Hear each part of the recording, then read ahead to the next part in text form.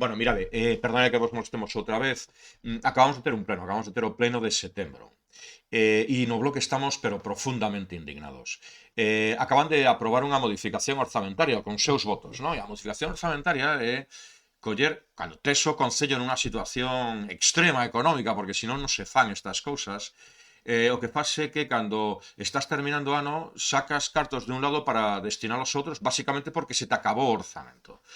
Bueno, de onde retiran os cartos? Bueno, pues retiran os cartos da rehabilitación do centro de saúde. 127.000 euros que estaban destinados para a rehabilitación do centro de saúde.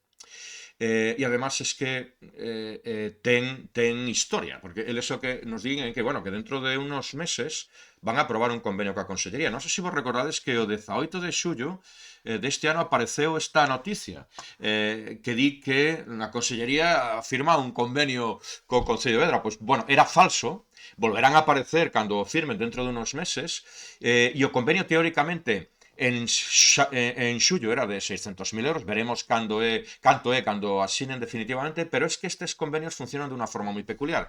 Un convenio de 600.000 euros supón que a Consellería pon o 80% e o Concello de Vedra pon o 20%, quer decir que o 20% de 600.000 son 120.000 euros. Exactamente os cartos que retiran este ano e que cando apareza o convenio non van a ter para poder chegar a eses 600.000 euros e rehabilitar o centro de día. Es unha tras outra, unha deixadez. Temos un alcalde efímero que se dedica a viaxar, non está en Vedra, descoñece totalmente o que pasa en Vedra, se pasa a vida entre Madrid e, en fin, e a Deputación. Isto empeza a ser xa un problema colectivo sumamente grave. Xa non sabemos como explicalo. Pero bueno, en fin, nada, perdonade que vos molestemos. Un saludo e hasta a próxima.